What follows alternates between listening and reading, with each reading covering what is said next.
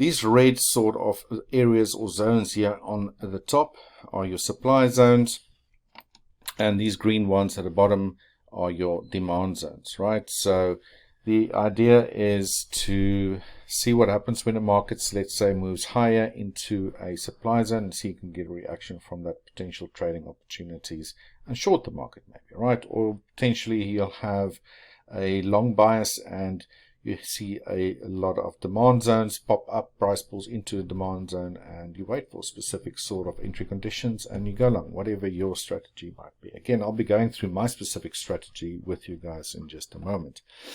But yeah, I use pretty much, let's go over the settings here. Just go to indicators and to the real-time supply demand side of things. And you'll see that I've mostly used all the default settings. In fact, I actually done that. I didn't go and change anything except for the actual colors that are involved on my trading screen or my trading window. And reason being is I've got a black background, so I, for example, put white borders around the supply and demand areas, but for most part I left everything here exactly the same. All right, so the only other thing is I didn't change this around. The time frame type, I leave as a chart period, and chart period basically refers to the actual chart period that you're applying the indicator on this chart, right? In this case it's a 5 minute, and it picks that up. You can go change that and look at a higher time frame if you wanted to, but I just like to keep things very simple.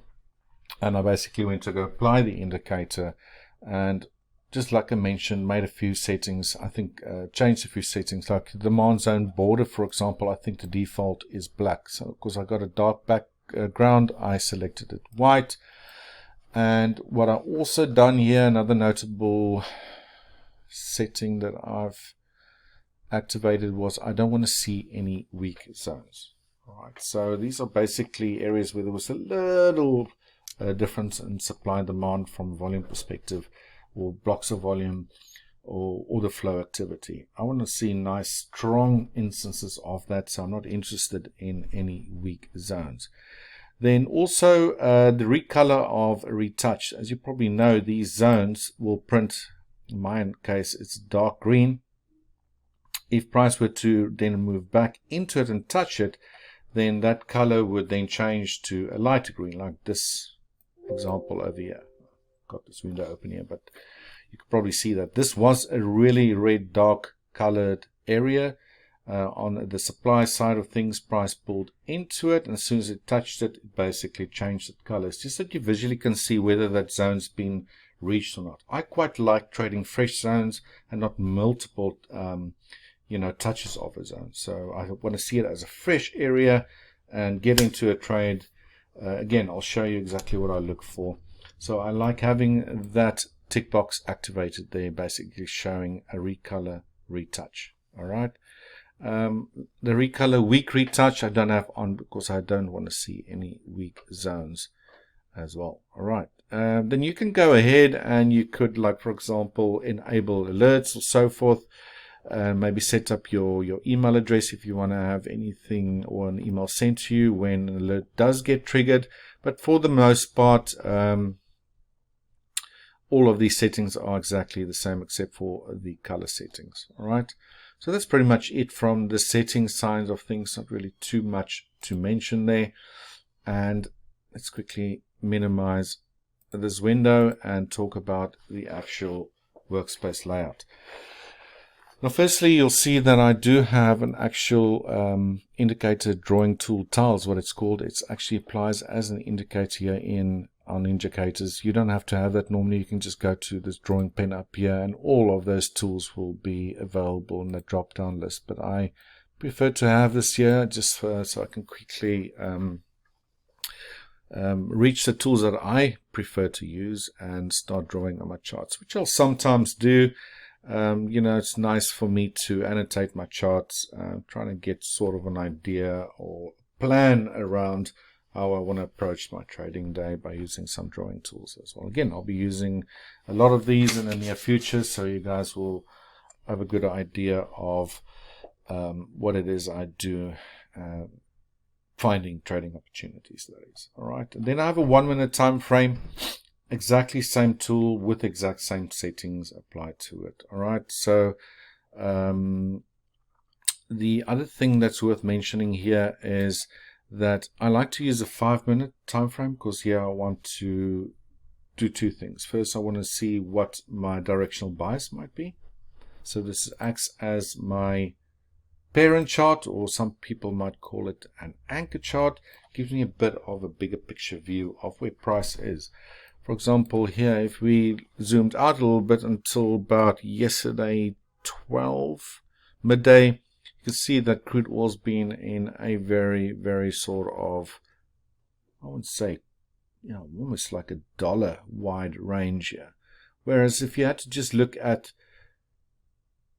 the 1 minute time frame, for example, it's easy to get sucked into thinking, oh, we might be in a little trend here. But in the bigger picture, on a 5 minute time frame, which is not much higher than the 1 minute, it's clear to see that we're sort of in a sideways ranging market. So it's good to see, get a little bit perspective of where price is in relation to price action.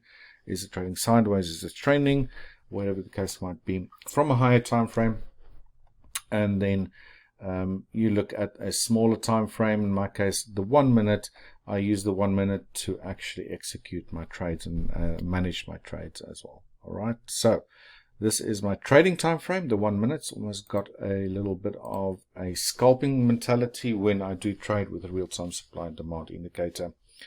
Not too interested on taking trades longer than holding for a day, for example, right? So on the 1 minute time frame, I think it's very rare that I've held a trade any longer than, I don't know, 20-30 minutes, right? So although scalping probably does classify as holding trades from over a few seconds to a minute or so, I can actually sometimes get really nice setups here and hold them for quite some time. All right, so the purpose of the 5 minute, yet again, get a bigger perspective of where price is in relation to a trend. Is it trading sideways? Is it stuck in a range? Whatever the case might be. And then the 1 minute, that will be the chart where I execute my trades and manage my positions. All right. So what is it that I actually look for here from a trading perspective? Now the first thing is that I want to see a demand zone, supply zone or demand zone print on my 5 minute time frame. All right. And in this case, for example, we can see that price is actually making lower lows, lower highs, lower lows, lower highs. So it is in a type of a downtrend. We had this nice little move back to the upside. Price fell short. And obviously, like we've been saying, it's moving sideways. So a little bit of indecision going on here. Maybe I'll be interested in taking a long should price break above, for example, this previous area here. Maybe a long, whatever's going to happen, we'll just have to wait and see. But again, chart direction on my 5 minute time frame, and I would like to see a fresh zone print. And then on my 1 minute time frame as well, I want to see a 1 minute supply or demand zone print as well. And more often than not, I would like to see them sort of print within the larger time frame supply or demand zone, if that makes sense. Right, so that's a whole mouthful. I think it'll probably be better to show you an example. This is also why I picked crude oil today. And what I want to do first is, I think there was a nice setup here. I didn't personally take that, but just as an example to show you guys what it is I'm looking for. Let's quickly have a look here at crude oil. And let's say, for instance, price was trading around here somewhere. Oh, you can't really see it because I'm in the way. Let me just move my camera out of the way a little bit. And you have price stuck in a range, and this is where I like using my drawing tool sometimes. It's a pretty large range. Let's say, for example, price breaks out of that range finally, and you get a new supply zone print. Now that supply zone that printed here was on the 5 minute, right? So that's the first thing I want to see. And if I see a supply zone print, that'll be an area where if price would reach it, I would like to take a short from. So what I quite like doing is then just draw a horizontal line on the top of that zone, as well as a horizontal line at the bottom of that zone. And just a quick tip for those that don't know, you can left click, right click on those lines, go to properties. And what I like to do is I want to attach it to all of my charts, all of my crude oil charts. So when I draw it here on the 5 minute and hit OK, then it will also appear on my 1 minute. See there, they are up here, right? So before I get to the 1 minute now, again, let me just minimize that quickly. And this zone likely printed as soon as we had this little red candle move to the downside here. So an imbalance in supply, more sellers than buyers, price moves lower, and we got a supply zone print. All right, I want to do the same thing. I want to go to the start of where this zone started from. It probably only started printing at this candle over here, so maybe I can move that too. I've done the same thing here on that vertical line, as I also attached it to all my charts, and then went to template and saved it as a template. So every time I do draw it, it will pop up on all of my charts. All right, so I can move that to, let's say there. That's probably where this zone on the 5 minute would have printed. Now, assuming that this all happened in real time, I would then want to go to a 1 minute time frame, and I want to see a zone very close to or within pop up on the 1 minute time frame as well. In this case, a supply zone, right? So that's that marker on the 5 minute. We can see that on the 1 minute we actually have a little supply zone that fired off a little bit earlier on. All right. Then on the 5 minute, we first had a little bit of a dip to the downside, as you can see over here. And it did change color because on the 5 minute, it actually moved back into that zone around about the 10:35 mark. Let's just see where that is on the 1 minute. That's around about there. So assume that these horizontal lines are the 5 minute supply zone. Price moves lower, and on the 10:35 minute mark, it actually moves into there. It fails to actually reach this upper supply zone. So this is how I would pretty much like to trade. I would like to see then, in this case, we have a supply zone on the 1 minute print inside of the supply zone on the 5 minute on the higher time frame. I want price to pull into it, and then I want to see some sort of rejection from it. And it could be reversal candlesticks like a bearish or bullish engulfing, depending what direction you want to trade. Again, we'll be looking at various sort of techniques of entering into a trade, and then take a trade and then place your stop loss either above a high or low or above one of these zones. Also, really importantly, taking into mind what your total risk will be, right? So also very important to keep that in the back of your head. So visually, I know between these upper and lower horizontal lines, that's where the zone is on the 5 minute. And then we have this little zone that printed here. Although price didn't reach that area, it printed another one. All right. It printed another one. Price moved lower, and it retested that again. Now, in this case, and this is probably not the best example, but we'll be going through a lot of more examples in the near future with this, is price actually fell short by 1 tick of that zone. Right, now this is obviously a nuance that will sometimes happen. So it's all about how you handle that. You know, will you still take a stab at it, or would you step aside and rather, you know, not trade? So, but let's say, for example, that zone was touched, and as we know by now by the settings, this would have changed a lighter color of red, almost like an orange type of color, like up here, if price indeed did touch that. And this for me is close enough to this one on the 1 minute to that a larger time frame zone of the 5 minute as well. Right, so we had a move lower.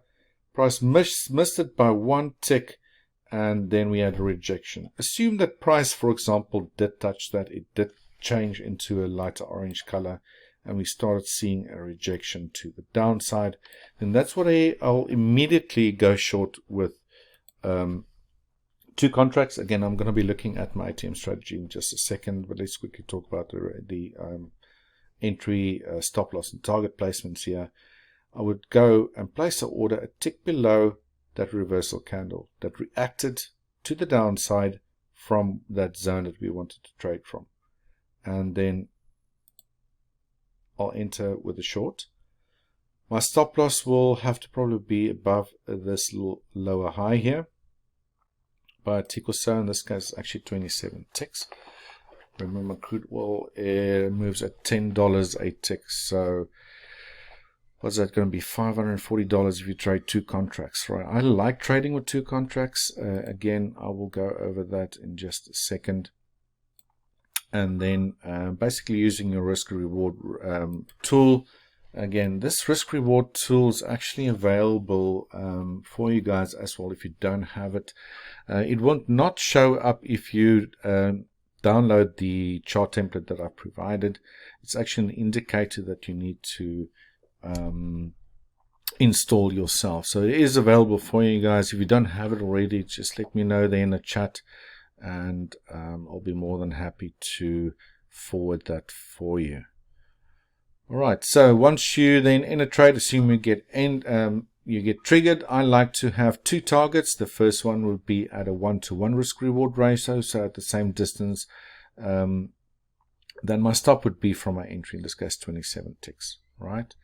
My idea with this is that I want to get, from a P&L perspective, to break even as soon as I possibly can. Now, quite often you'll at least get a reaction from these zones. In most cases, at least enough to reach your first target if trading with multiple contracts. Like I mentioned, at least 2 contracts on my side that I like trading with. And then once that is hit, then the remaining position can then move against you, and at least you won't, have any more risk on the table. Yes, you might not walk away with profit, and maybe minus a little bit of commission, but my idea is to get my P&L position from a position perspective to break even as soon as I possibly can.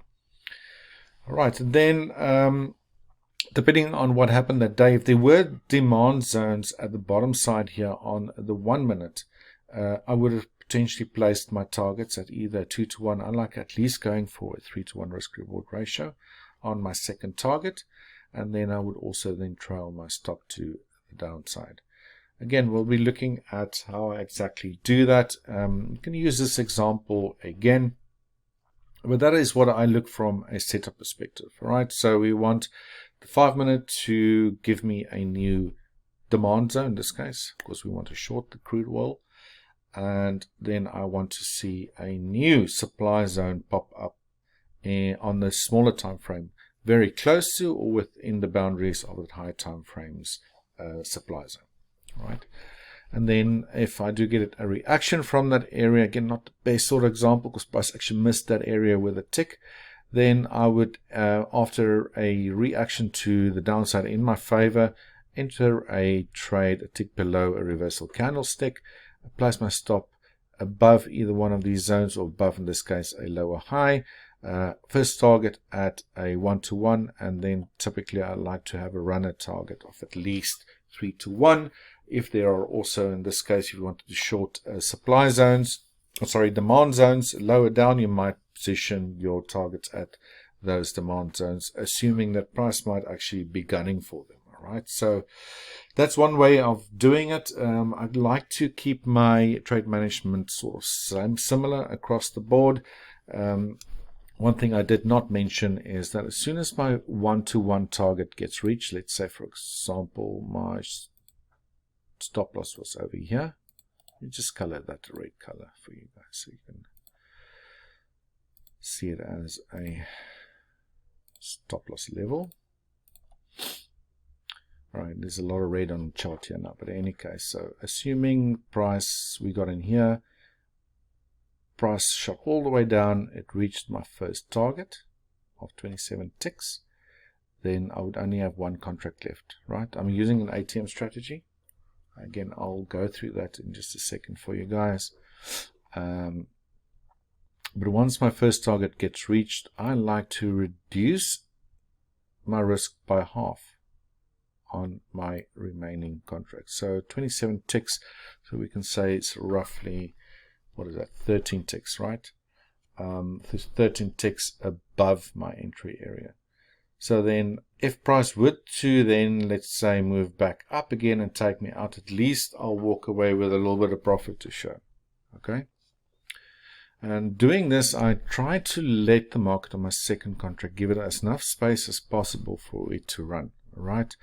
When it does run, sometimes you can get, especially when you get lucky enough to get in a really nice, strong trending environment, you can really get some nice profits running there, if that makes sense, right? So quite often, I think many traders try to trail their stops too quickly. They get stopped out too quickly, or they see profit on the board or on the table and they just want to take it and get out. So what this sort of trade management technique does is take profit on the first contract as soon as possible, so that your overall P&L perspective, from profit and loss perspective, is sort of at break even if price would take you out on the second contract. And then also immediately reduce your risk on your remaining position, so that price can then do what it wants to. If it takes you out on the trailing stop that you halved from your original risk, then at least you walk away with profit, right? And at the same time, try to give the market as much space as possible to moving. Right, so that's pretty much how I like to handle my trades. Again, if there were any sort of real trade setups that would happen in any of these future videos or sessions, then I'll be more than happy to take that live for you.